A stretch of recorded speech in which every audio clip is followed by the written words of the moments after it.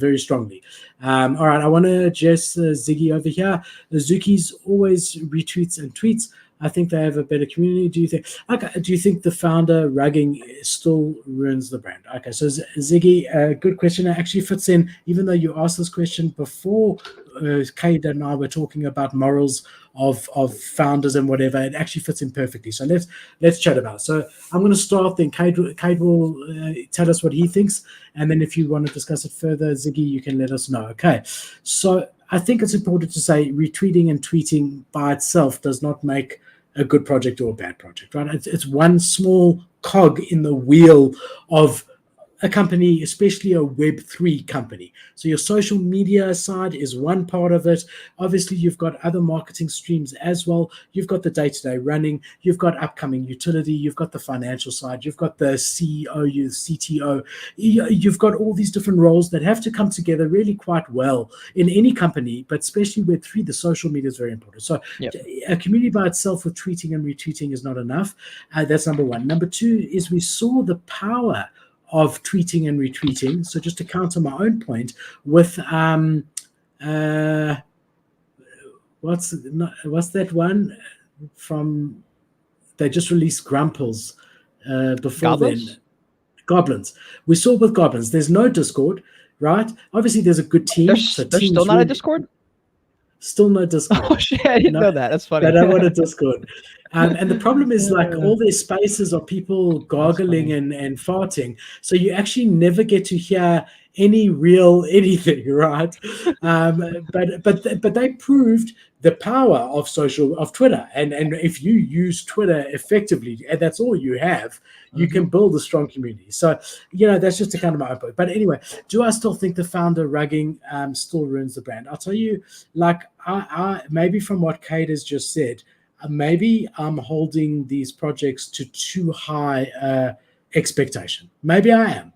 So I can just talk on my opinion. I was very interested in AZUKI before I knew who the founder was. When it came out that the founder had rugged 2 previous projects, it made me not interested in AZUKI, and that was a while ago. And I haven't been interested in AZUKI since then. But again, I mean, I might have a higher standard. With that said, I'm all for people trying things and failing. I really am. So I think it's also unfair to say because this guy tried 2 projects before and failed, that he can never have anything successful. I'm saying that we can't ever support him. I think the mistake he made wasn't failing. It was not exiting properly, not being upfront with those communities and not handing over those keys until he was pushed with the AZUKI debacle. He should have done better by them, in my opinion. But again, I wasn't in either of those communities, so I don't know how it played out and what it did. So all I can say is, for me, AZUKI's been tainted. However, I do hear it. Like, so in the circles that I'm in and in the content that I watch and there's stuff, I know that there's a drop coming out in a couple of weeks that people are hyped about. I know guys that all they do is buy rare AZUKIs and they have spent millions of dollars. So there's definitely something positive going on there, and the guy's still there and the community's still there. So I'm conflicted about it. Kate, I want to hand it over to you. Yeah, I have no interest in AZUKI. I pretty much exclusively buy projects based on the founder. Not every time, but that's the majority of the reason I buy into any project is going to be because of the people on the team. I don't have much faith in someone who rugs twice. That's just like, I look at that like cheating. You're going to cheat twice. You're gonna get pushed a little bit, and you're just going to give up twice. And then you're going to lie about it and pretend like it didn't happen. And then the only time you do it, that's a rat. That looks like a rat to me. So I'm not interested in the founder. Now, what I will say is I don't think AZUKI is tainted at all. I think for people like us, it's tainted, but for the 99%, they're just looking to trade off either the community and the culture around the community of AZUKI anime style stuff, or the numbers. They're just looking at the numbers. They don't care, right? So I think AZUKI, because of the anime brands is able to transcend the fact that their founder looks like a POS. I don't know if he actually is. Again, we don't know what really happened with those communities. If it was a really, really ugly divorce when he rugged the project, or if it was just one of those, hey, we fucking lost. Sorry. From what I heard. If it was ugly, then I have no interest in AZUKI, even if they were at 1 ETH or something like that. But that's just my thoughts. Yeah, it's interesting. It's interesting. I mean, again, we're saying people are learning. It's a new space. It's interesting. I'm not it's I'm not going interesting. to enter a business deal with someone like that unless they have some real good somethings to bring up in a meeting. For the most part, if I look at a founder like that, I'm like, look, dude, it does not look like you have what it takes, but I could be wrong. I think in general, and I'm by no means saying that I haven't made mistakes in my business life, or in any part of my life. I mean, we're all human, but I've come to realize, and I've been much more aware of this in the last maybe 10 years, that your reputation means more than anything else in this whole world. That's it. There is nothing from a business perspective. Obviously, the husband you are, I'm saying from a business perspective, your reputation is the most valuable asset or the biggest liability that you can ever have, depending on Yeah. how you do it. And so there are many times. I mean, today at work, we had a client, they approved the artwork on a job, notebooks. It says in big where they sign, dome sticker with the size of the dome sticker, signed, delivered to the client, not a big client of ours, phones us. Why is there a dome sticker? I wanted to print it directly on it. I said, no, but we explained to you when it's a full color print, this particular product can only take a one color. You asked us to change it to a full color. It had to be a sticker. You signed it. No, I'm unhappy. You know what? So my salesperson comes to me with this. I said, ask her please to bring them back. We'll take them off. We'll clean them. We'll do a one color print directly on the notebook. That's it. Doesn't matter. It's not worth it because in the end of the day, whether she's right or wrong, it doesn't matter. In the end of the day, we want to be shown as a company that tries to help clients. She's spending a lot of money on notebooks. She's not happy with them. It won't cost me a lot to fix them.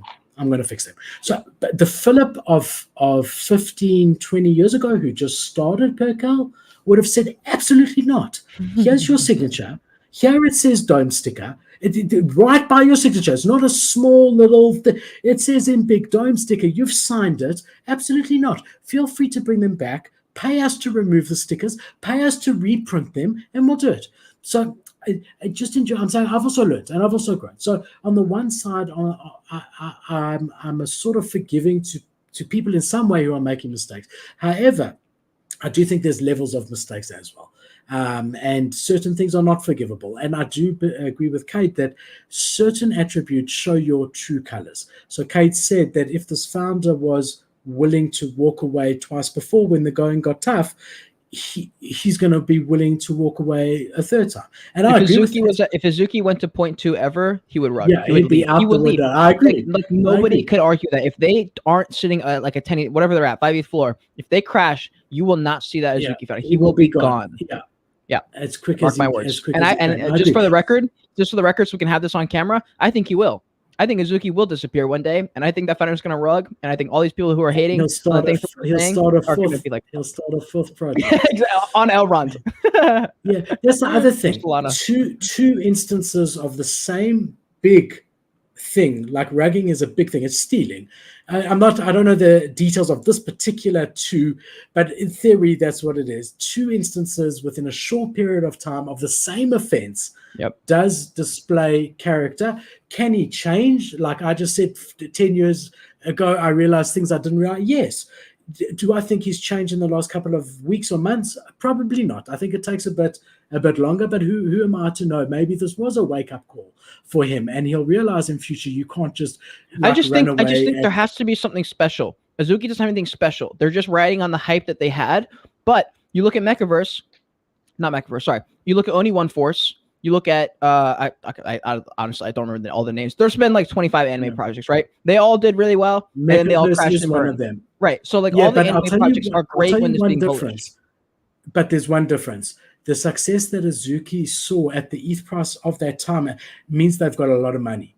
So what that means is that if the guy doesn't buy a yacht and an airplane, and he might not because there's other people involved, if he doesn't, there is a lot of budget to do good things with the project. True. And I mean, there are things to do with the budget, Yeah, and you combine that with a community that in some way has become closer through this, because whoever's left, and I don't know the community at all, I imagine whoever's left, stand by him, understand that he's... I don't know, man. I imagine. Look at Mechaverse. Look at Mechaverse. Look at Hate Beast. Look at Oni One Force. Look at Jungle Freaks. They all had tight communities when the FUD hit, yet they crashed eventually. They crashed Jungle eventually. Freaks was different. Of those. No. But Jungle Freaks, the community that stuck around, they said, "Look, I don't give a fuck. We really love you guys." They maintained the floor for a little bit. Yeah, but eventually, a tiny amount of the holders in Jungle Freak stuck around. 99% of them were offended and left. So if you have a tight community of 10 guys with a 10,000 PFP, it's not going to work. If you have a tight community with 100, it's not going to work. 1,000, you've got more chance. 5,000, you've got more chance. And they do have a big community of supporters. It's going to be interesting. I personally agree with you. I don't think with what's happened, it can sustain long term. I do, and I've said that from the beginning, and there's other videos of me saying it. But I do agree with you. But playing devil's advocate, they've got a war chest. They've got a strong community now, whoever's left, and so team, community, and money. Those are three powerful ingredients. And if they use that correctly, they could see pumps and whatever. So very interesting.